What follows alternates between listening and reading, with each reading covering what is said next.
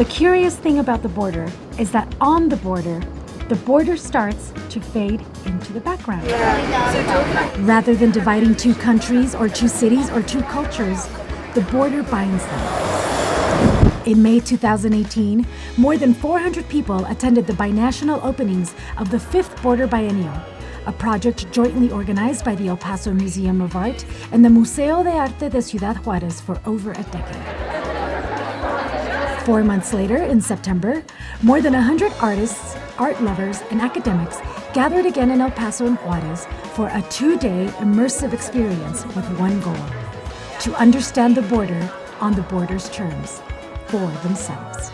This is exactly what we wanted the convening to be about. It's about bringing together people in our region and our community with people from outside of the region and having a conversation about art, about culture, and about how we define and talk about La Frontera. What is this place and what is the museum's role in terms of place? But it's more than lecture halls and galleries. Experiencing a place as colorful and contradictory as the border also happens around tables and in places which punctuate a cross-border community.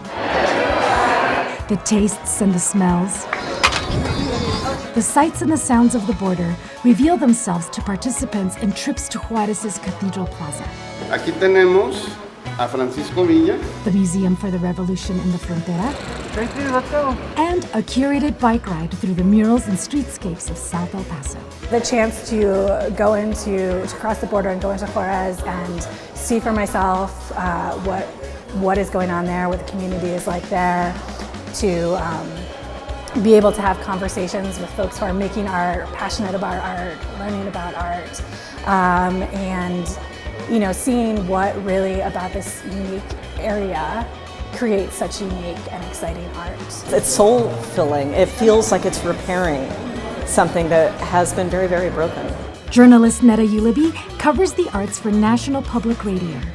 She says the Border Biennial is a way for the border to tell its own story to those who don't know it very well. This is a very, very specific place, and it's not a place most people have an opportunity to go to or an excuse to visit. It's not just about the line, but about the community around that. Biennial jurors, including Gilbert Vicario, seek to ensure there's an authenticity to the cross-border conversations and connections which take place here.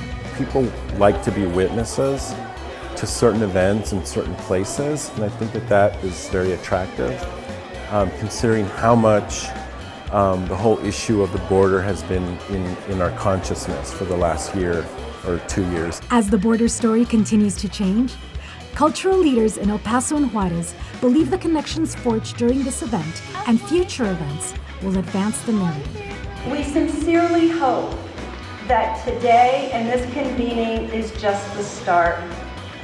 This region has so much to give to the art community, the national art community, to contemporary art, and we hope to have conversations about how we can continue to grow some of these ideas. Ensuring the border's voice is part of the border story for years to come.